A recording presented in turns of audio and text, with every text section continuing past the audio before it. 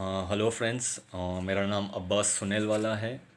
और आज जो टॉपिक हम डिस्कस करेंगे वो है, क्या रेरा वाकई ही में फ्रॉड है या नहीं है। पहले तो हम रेरा का क्या फुल फॉर्म है वो जान लेते हैं। RERA stands for real estate regulation and development act, and ये गवर्नमेंट ऑफ इंडिया के द्वारा प्रोवाइड किया गया था इन 2016। बेसिकली ये जो हमारे बायर्स है, कंज्यूमर्स हैं, उनके हक में ये हुआ था ताकि उनके राइट्स प्रोटेक्ट किया जाए। बिकॉज हम ये डिनाई नहीं कर सकते कि रियल एस्टेट सबसे बड़ा लिटिगेशन का फील्ड है। यहाँ पे सबसे ज़्यादा केसेस होते हैं, वो एक डिनाइल नहीं हो सकता है इंडिया में। इसी के द्वारा हमारे गवर्नमेंट ने जो है ये एक्ट लेके आया था। अभी इसके अंदर क्या प्रोविजंस हैं, क्या पेनल्टीज़ बिल्डर्स को चार्ज किया गया था, वो तो हम इस वीडियो में नहीं डिस्कस करेंगे। बट क्या बेनिफिशियल जो है हमें इस एक्ट का क्या बेनिफिट्स मिला कंज्यूमर को कि नहीं मिला, और बाकी जो है बिल्डर्स हो गए, हमारे हमारे कंसल्टेंट्स, ब्रोकर्स हो गए, उनको क्या बेनिफिट्स मिला नहीं मिला। वो टेक्निकली हम इस वीडियो में डिस्कस करेंगे। रिसेंटली मुझे एक अपने क्लाइंट का कॉल आता है। He is in Muscat right now. वो बोलते हैं कि यार अब्बास भाई, मैं थोड़ा फंस गया हूँ। आई वाज लाइक कि क्या हुआ सर आपके साथ। सो वो मुझे बोलते हैं कि यार मैंने 3 BHK परचेस किया था, और बिल्डर जो है अभी तक मुझे पोजीशन नहीं दिया है, और उसका ऑलमोस्ट 1 ईयर होने को आया है। मुझे तभी ऐसा ही फील हुआ कि यार इन बेचारों को पता ही नहीं है कि हमारे रेरा के हिसाब से जो टेन्योर है वो 5 इयर्स का होता है कंप्लीशन का, और इसी में हमारे बिल्डर्स खेल जाते हैं। और इसी के कारण जो है बेचारे हमारे जो बायर्स हैं ईएमआई और रेंट में फंस के रह जाते हैं। और कोई कोई स्टेट्स में तो इसका एंड डेट ही नहीं है कि आपका कंप्लीशन कब तक होना चाहिए। क्या एक्ट है वो हम डिस्कस करेंगे कि क्या वाकई में बेनिफिशियल हुआ है या नहीं। सो हम अगर ये बात तो हम डेफिनेटली डिनाई नहीं कर सकते हैं कि इंडिया का जो जीडीपी है उसमें almost 17% we rank at number 1। इसको ऑलमोस्ट 17% रियल एस्टेट कंट्रीब्यूट करता है, जिसके अंदर हमारे इंजीनियर्स आ जाते हैं, हमारे आर्किटेक्चर्स आते हैं, हमारे बिल्डर्स हो गए, हमारे मार्केटिंग टीम हो गया, हमारा सेल्स टीम, हमारे चैनल पार्टनर्स, हमारे लेबर्स। ऑलमोस्ट 17% हम लोग आते हैं इसके अंदर। देन टू एक प्रॉपर चैनलाइज नहीं है ये सिस्टम, और क्या रीज़न है वही हम आज डिस्कस करेंगे, और क्या इम्प्रूवमेंट एज अ पर्सन हम क्या कर सकते हैं इसके अंदर। सबसे पहले तो हम ये जान लेते हैं कि रेरा जब आया था तो किस किस को क्या बेनिफिट्स होने वाला था। सबसे इम्पोर्टेंट जो बेनिफिट्स जिनको होने वाला था वो हमारे बायर्स हैं। वो काफ़ी खुश थे, बिकॉज़ इसके अंदर जो प्रोविजंस थे उसके हिसाब से आपको लिटिगेशन से प्रोटेक्ट किया जाता था। फ्रॉड बिल्डर्स कोई है अगर, उसके थ्रू आपको एक प्रोटेक्शन मिल रहा था। डिले अगर आपके कंस्ट्रक्शन में होता है उसके अगेंस्ट ये प्रोविज़न कुछ प्रोवाइड किया गया था। एंड ऑल्सो बजट के ऊपर काफ़ी ध्यान दिया गया था। अगर हम देखेंगे तो कारपेट वैल्यू के ऊपर कैलकुलेशन किया गया था। बट अगर हम आज के डेट में अगर हम देखते हैं प्रॉपर्टी प्राइजेस वही है, कुछ चेंजेस as सच आया नहीं है। क्यों ऐसा है वो हम लेट्स डिस्कस अकॉर्डिंगली। सेकंड जो है हमारे बिल्डर्स हैं, वो इतना काफ़ी खुश नहीं थे।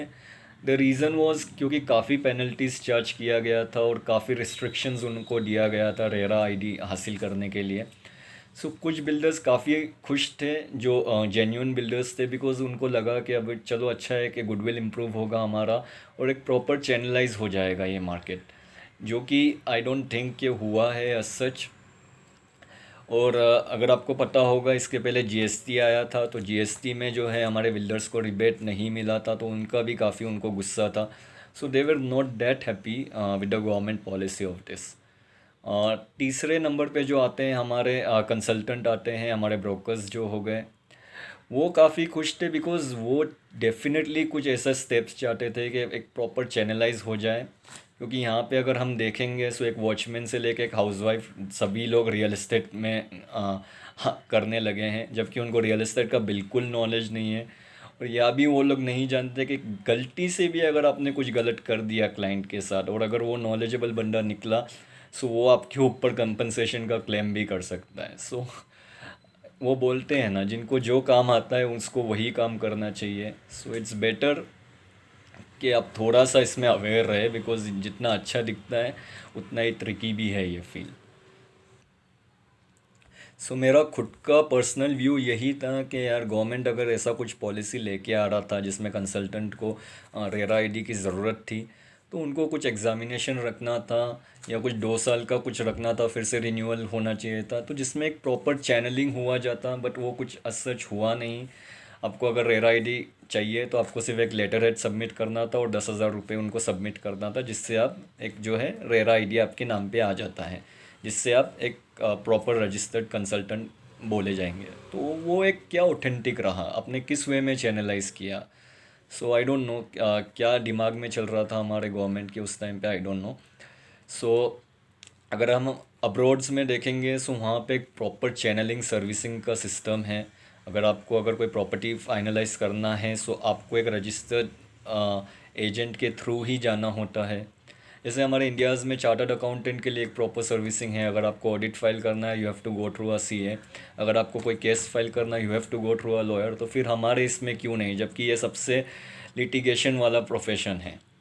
बट फैक्ट यही है कि ये नहीं होगा, बिकॉज काफ़ी बड़ा रैकेट है इसमें, जिसके अंदर हमारे लोकल पॉलिटिशियंस हो गए, हमारे बिल्डर्स हो गए, देन हमारे चार्टर्ड अकाउंटेंट, हमारे लिटिगेशन लॉयर्स, हमारे ब्रोकर्स, सब लोग मिले हुए हैं। और रीज़न यही है कि सबको ऊपर का जो मलाई है वो खाना होता है। हम रियल एस्टेट में इसको गाला सिस्टम बोलते हैं। सो ये काफ़ी बड़ा जो है ब्लैक मार्केटिंग का सिस्टम है। तो आई डोंट थिंक कि चेंजेस होगा उस लेवल पे, तो हम कभी एक्सेप्ट नहीं कर सकते हैं। रिसेंटली मैं अपने एक सीनियर कंसल्टेंट से मिला था। सो उनका नाम मिस्टर नायर है। सो हम लोग बस डिस्कस कर रहे थे, तो ही वाज लाइक कि यार मेरा बेटा जापान में स्टडी कर रहा है, एंड वहाँ पे इतना ऑटोमेशन है एंड ऑल दिस। तो मेरा सडनली एक देशभक्ति जग गया कि यार सर, हमारे यहाँ पे भी दो बुलेट ट्रेन आ रहा है। सो ही वॉज लाइक यार बस भाई, हाँ बुलेट ट्रेन आ रहा है, नो डाउट कब आता है, we will see to it.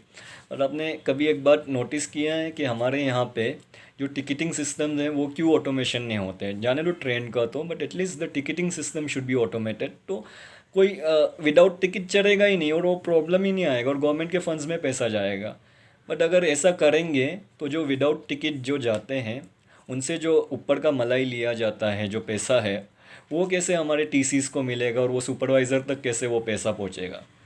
सो कुछ चीज़ें हैं वो नहीं बदलेगा, बिकॉज सबको करप्शन की आदत हुई है। सो वहाँ पे तो हम कुछ भी एक्सेप्ट नहीं कर सकते कि कोई चेंजेस आने वाला। सो अब बिगेस्ट क्वेश्चन यह है कि मतलब क्या कर सकते हैं हम लोग इसमें। हम लोग कब तक गवर्नमेंट को क्रिटिसाइज़ करेंगे कि यार ये पॉलिसी आपने सही नहीं इम्प्लीमेंट किया, ये एक्ट आपने सही इम्प्लीमेंट नहीं किया। इसके अंदर हम एज अ इंडिविजुअल क्या कर सकते हैं? सो पूरा जो फंडा है वो एज अ इंडिविजुअलिटी पे ही है। अगर आप कोई गलत रास्ते से नहीं जाते हैं, अगर आप कोई गलत कनेक्शन नहीं पकड़ते हैं, तो किसी और की मजाल ही नहीं है कि आपको कुछ गलत गाइड कर सके। अगर आप एक सही पाथ पे हैं, सही मेथड से आप चल रहे हैं, तो ट्रस्ट मी, कोई भी आपको कुछ गलत इसमें फंसाएगा नहीं। हाँ, लेकिन अगर आपके अंदर ही चोट छुपा है, सो देन आप किसी और से उम्मीद नहीं कर सकते। बिकॉज सी हमार आई पर्सनली बिलीव दैट कि नियत जो होता है, अगर आपका नियत ही इंटेंशन, व्हाट वी से इन इंग्लिश, आपका इंटेंशन अगर सही नहीं है, तो आई डोंट थिंक कि आपका जो बाकी का जो काम है वो कभी सही होगा। सो ऐसा बहुत बार होता है कि आप किसी से सर्विस लेते हैं, आप उनसे पूरा प्रॉपर्टी के बारे में जान लेते हैं, कहाँ है, कैसा है, साइट विज़िट भी आप कर लेते हैं। बट फिर लास्ट में क्या होता है, आप खुद डायरेक्ट बिल्डर के थ्रू चले जाते हैं, या आप ओनर को अप्रोच करते हैं, आप उनको डायरेक्ट क्रॉस करते हैं। सो आई मीन मतलब क्या आपके दिमाग में क्या चल रहा होता है उस टाइम पे, आई डोंट नो। अगर आप कोई होटल में आप ऐसे जाते हैं, तो आप खाना ऑर्डर करने के बाद क्या आप उनको पैसा नहीं देते हैं? You just run away from it, नहीं ही ना। तो आप मतलब ऐसा क्यों करते हैं, आई डोंट नो। लाइक चलो फॉर टाइम बिंग मान भी लिया हमने कि आप उनको क्रॉस कर देते हैं और उनको पता भी नहीं चलता है। बट क्या आपका खुद का कोई सेल्फ रिस्पेक्ट नाम का चीज़ नहीं है? कि आपके अंदर से कोई आवाज़ नहीं आता है कि हाँ यार, मैंने इस बंदे के साथ गलत किया है? अगर नहीं आता है, देन तो फिर आपसे अच्छे जो है वो जानवर है। बिकॉज एटलीस्ट जो है वो कम से कम वफादार तो होते हैं। सो वहीं पे हमारा जो है हम करप्शन के अंदर घुसे जाते हैं। अगर आप राइट चैनलिंग के थ्रू जाएंगे, राइट कंसल्टेंट के थ्रू जाएंगे, बहुत रेयर चांस है आप कोई लिटिगेशन में फंसेंगे। अब बिल्कुल भी अगर सही कंसल्टेंट या सही चैनलिंग के थ्रू जाते हैं तो आपके साथ कोई प्रॉब्लम नहीं होगा सर। ये प्लीज़ आप अवेयर रहिए। अ, ऐसा नहीं है कि मतलब दूसरा साइड नहीं है इसका। यही चीज़ हमारे जो कंसल्टेंट्स हैं, हमारे ब्रोकर्स हैं, उनको भी अवेयर होना बहुत ज़रूरी है। अगर आपका क्लाइंट आपको अप्रोच करता है जस्ट बिकॉज आपका किसी बिल्डर के साथ टाई अप है और आप जानते हैं उनका कंस्ट्रक्शन क्वालिटी बिल्कुल अच्छा नहीं है या he is a fraud, please आप मिसगाइड मत कीजिए अपने क्लाइंट को। अगर और एक बात, सी हम हर दिन कुछ ना कुछ नया सीखते हैं। सो बहुत सी बार ऐसा होता है कि हमारे क्लाइंट कुछ पूछते हैं, जस्ट उनको मिसगाइड करने के लिए हम कुछ भी उनको आंसर दे देते हैं। अगर आप अवेयर नहीं हैं किस चीज़ों के बारे में, किसी प्रॉपर्टी के बारे में, किसी इश्यूज़ के बारे में, be it a layout, be it a litigation, be it anything, if you are not aware of it, tell him politely that please give me some time, let me study on it and I will get back to you. Because see at last जो है ना, पैसा important factor है, no doubt, but वही एक important factor नहीं है। आपका सर्विस भी मैटर करता है, आपके एथिक्स मैटर करते हैं।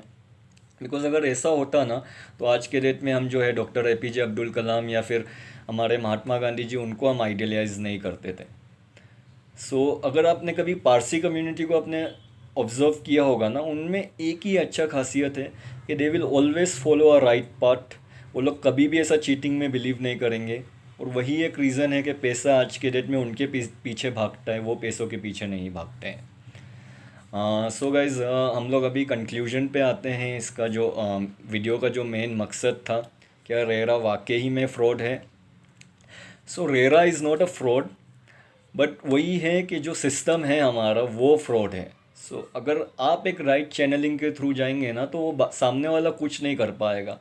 वो डेफिनेटली वहाँ पे इम्प्रूवमेंट आना ही आना है। बट अगर आपके अंदर ही चोट छुपा है, आप ही अगर गलत प्लेटफॉर्म से जाते हैं, तो फिर सामने वाला आपका एडवांटेज डेफिनेटली लेने वाला है उसमें। प्लीज़ गाइज, मेरा यही प्रयास है इस वीडियोस के थ्रू कि आपको एक रियल एस्टेट का प्रॉपर नॉलेज मिले। बिकॉज अगर आप थोड़ा सा भी होमवर्क करते हैं ना, real estate is at the top one rank जिसमें आपको सबसे ज़्यादा रिटर्न्स मिलता है और बहुत ही सिक्योर रिटर्न्स मिलता है। बस थोड़ा सा होमवर्क करने की ज़रूरत है और आप राइट चैनलिंग के थ्रू जाएंगे, you will get biggest advantage in your life. और आपका जो हार्ड अर्न मनी है ना, वो सही जगह पे इन्वेस्ट होगा। गाइज, अगर आपको ये वीडियो पसंद है डू सब्सक्राइब द चैनल, और हो सके तो प्लीज़ शेयर कीजिएगा। और thank you very much for watching the video.